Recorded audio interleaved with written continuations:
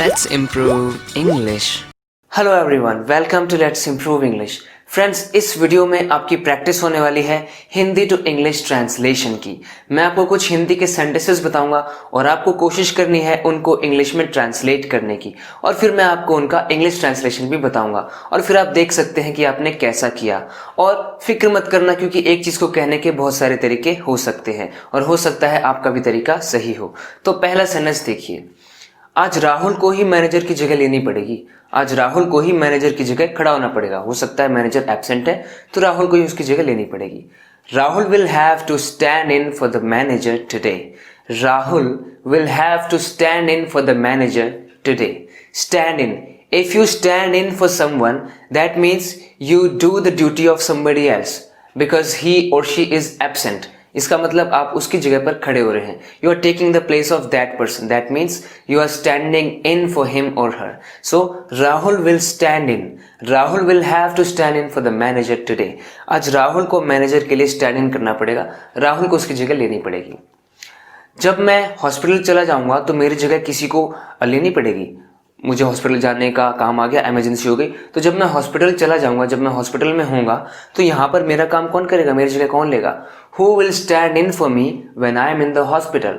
Who will stand in for me when I am in the hospital? यानी जब मैं hospital में होऊंगा तो मेरी जगह कौन लेगा? Who will stand in for me? So friends, आपको ये फ्रेजल वर्ब बहुत अच्छे से समझ में आ गया होगा। Stand in for someone यानी किसी की जगह लेना। To be in the place of somebody else. So stand in for someone. थोड़े से टाइम में बर्तनों का ढेर लग जाता है। Dishes pile up in a very little time.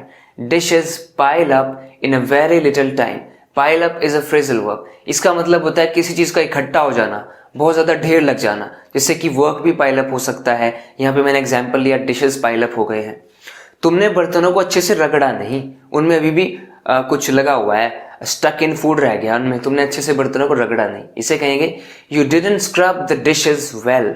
You didn't scrub the dishes very well यानी तुमने बहुत अच्छे से डिशेस को स्क्रब नहीं किया, यानी कि रगड़ा नहीं डिशेस को, इसलिए उनमें स्टक ऑन फूड लगा हुआ है। स्टक ऑन फूड क्या होता है? जो खाना उस पर लगा रहता है, बर्तनों पर, उनको धोने से पहले। ये तो तुम्हारी जिंदगी भर की परेशानी है। इसे कैसे कहेंगे? This is your lifelong problem. This is your lifelong problem. If something is lifelong, that means it just stays with you throughout your life. कोई चीज आपके साथ पूरी लाइफ तक रहती है, पूरी लाइफ तक टिकी रहती है, मतलब वो लाइफ लॉन्ग है। जैसे कि she is my lifelong companion. वो मेरी पूरी लाइफ लॉन्ग कंपेनियन है, जिंदगी भर की साथी है। इसी तरीके से लाइफ लॉन्ग। अपने आप को बुरा भला कहना बंद करो, अपनी बुराई करना बंद करो। Stop criticizing yourself. Stop criticizing yourself. You are demotivating yourself, so stop doing it. मेरे फोन पर से अपने हाथ हटाओ, मेरे फोन पर से अपने हाथ हटाओ। Get your hands off my phone. Get your hands off my phone.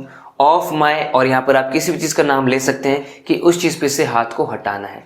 Get something off something else. इसका मतलब किसी चीज को किसी दूसरी चीज से हटाना। Get your hands off. Get your hands off my computer. मेरे कंप्यूटर पर से अपने हाथ हटाओ। इस तरीके से। मैं तो ऐसे लोगों के साथ काम करने का आदी हूं, मुझे तो आदत है ऐसे लोगों के साथ काम करने की। I am used to working with such people. I am used to working with such people.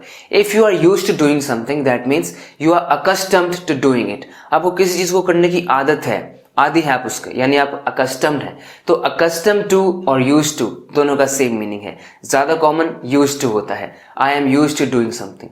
जैसे मैं इस तरीके के व्यवहार का आदी नहीं हूं, मुझे पसंद नहीं है इस तरीके का व्यवहार। I am not accustomed to such behaviour.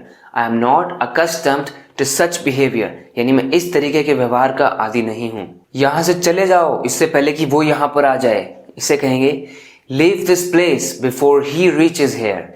Leave this place before he reaches here. Reach मतलब पहुंचना होता है, यानी इससे पहले वो यहां पर पहुंच जाए। लीव दिस प्लेस यानी इस प्लेस को लीव कर दो।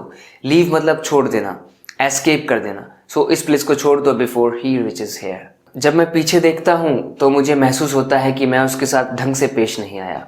मैं पीछे देखता हूं मतलब जब मैं पास्ट के बारे में सोचता हूं। When I look back, I realize that I didn't treat her well. मैंने उसे अच्छे से ट्रीट नहीं किया। या फिर I was not kind to her. मैं उसके साथ काइंड नहीं था। When I look back. So this is a phrase. When you say that you look back, that means it doesn't mean that you're looking back. It means that you're thinking of the past. You're thinking about the past. आप past के बारे में सोच रहे हैं, यानी कि you are looking back. So when I look back I realise that I was not nice to her. जब मैं पीछे देखता हूँ, जब मैं पीछे की बात याद करता हूँ, तो मुझे रियलाइज होता है, मुझे महसूस होता है कि मैं ढंग से पेश नहीं आया उसके साथ. I was not kind to her, या फिर I didn't treat her well. वो तो ऐसे नाटक कर रहा है जैसे कुछ हुआ ही नहीं है. कई बार लोग ऐसे करते हैं ना, कुछ हो जाता है, नाटक करते कुछ हुआ ही नहीं है. ही is pretending like nothing has happened. He is pretending like nothing has happened. Pretend करना मतलब ड्रामा करना, दिखावा करना, कि किसी चीज का दिखावा करना. जैसे कि he is pretending to be a doctor, वो एक डॉक्टर होने का दिखावा कर रहा है. She is pretending to be a dancer, वो एक डांसर होने का दिखावा कर रही है. She is pretending to be sick, वो बीमार होने का दिखावा कर रही है. ऐसे. So he is pretending like nothing has happened. वो ऐसा दिखावा कर रहा है जैसे कुछ भी नहीं हुआ. इसे कैसे बोलेंगे, ट्राई करके देखो वीडियो को पॉज करके. तो इसे हम कहेंगे you are doing something you know you shouldn't. You are doing something you know you shouldn't. यानी तुम कुछ कर रहे हो, you are doing something you know, जो कि तुम्हें पता है you shouldn't, तुम्हें नहीं करना चाहिए. I hope that this video has been helpful for all you guys, and if you have learned a little from this video, please feel free to subscribe to this channel in order to get more such videos in the future also. And I will keep improving your English like this. Okay friends, मिलते हैं next video lesson में. Till then, take care and bye bye.